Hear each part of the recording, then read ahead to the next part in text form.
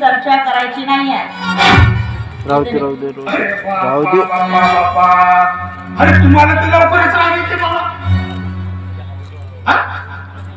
आत्ताच आल्या ना आत्ताच चालल्या नाही. बरोबर मी काय म्हणतो, मी या विषयावर अजिबातच बोलणार नाही. आपण दुसऱ्या विषयावर बोलू. पण मी काय म्हणतो, बऱ्याच दिवसानं तुम्ही आमच्या घरी आला नाही. म्हणजे मी काय म्हणतो, काही थंड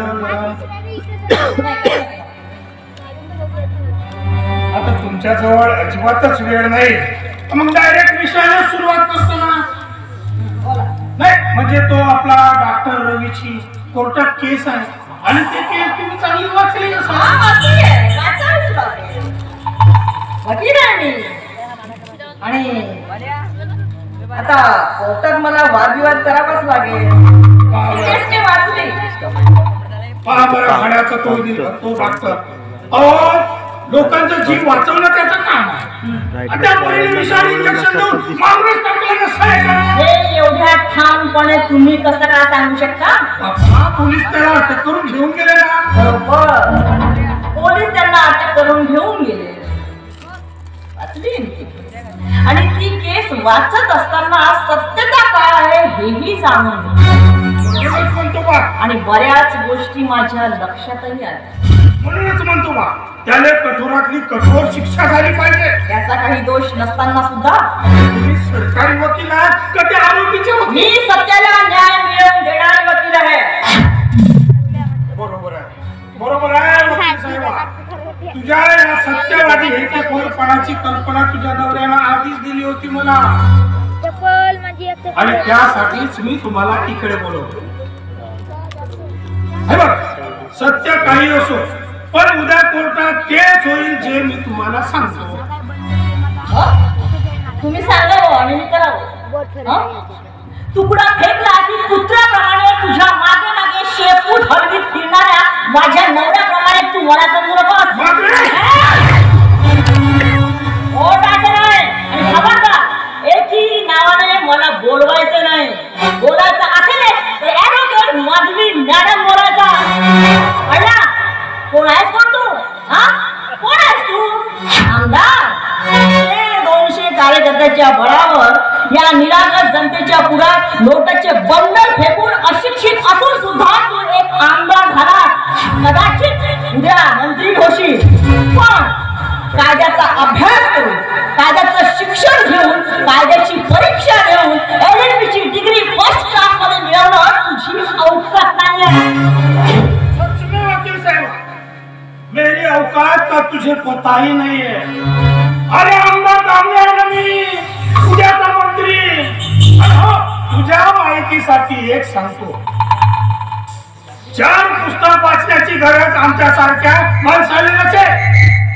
कारण सत्ता, पावर हाच आमचा डिग्री ना, हाच आमचा शिक्षण. अरे कमी शिकलेलो असलो तरी काय झालं? जन्मापासून ते IAS अधिकारी आमच्या इशाऱ्यावर चालतात ना. आणि कायदाच बनवतो ना आम्ही. आणि मोठताही तुम्हीच. हीच समजा आपल्या भारत देशाची. कारण आपल्या या भारत देशात अनेक उच्च शिक्षित तरुण बेरोजगारीमुळे, फक्त बेरोजगारीमुळे, गरिबीमुळे वाटेल ती नोकरी करतात, वाटेल ते काम करतात. आणि तुमच्यासारखे अशिक्षित अडाणी गावंडळ अंडूकार छान तुमच्यासारखे नेते या देशाचा राज्यकारभार बघतात. आणि अनेक उच्च शिक्षित तरुण, काही अधिकारी फक्त आपली नोकरी टिकवून ठेवण्यासाठी तुमच्या इशाऱ्यावर चालतात. नव्हे त्यांना चालावं लागतं. पण भाषण दामले त्यांच्यापैकी मला समजू नको. कारण ज्या दिवशी मी कायद्याचं शिक्षण घेतलं, ही डिग्री हातात घेतली ना, तेव्हा आम्हाला सांगण्यात आलं होतं की 100 अपराधी सुटले तरीही चालतील, एकाही निरपराध व्यक्तीला शिक्षा होता कामा नये. आणि तेच मी करणार. तू हे करू शकणार नाही. कारण तू जर माझ्या म्हणण्याप्रमाणे वागली नाही तर तू कदाचित उद्या कोर्टातही जाऊ शकणार नाही. कारण तू घरी जाण्याच्या अगोदर तुझ्या घरी तुझ्या बदलीचा ऑर्डर गेलेला असेल. आमदार भास्करराव दामले, मला माहिती होतं तुझा माणूस जेव्हा माझ्याकडे आला ना की मॅडम तुम्हाला आमदारांनी वाड्यावर बोलवलं, तेव्हाच माझ्या मनात शंकेची पाल चुकली. मला वाटतच होतं की तू मला असं काहीतरी करायला सांगशीलच. भास्करराव दामले, जिथे तू संपतोस तिथून हे ॲडव्होकेट माधवी सुरू होते.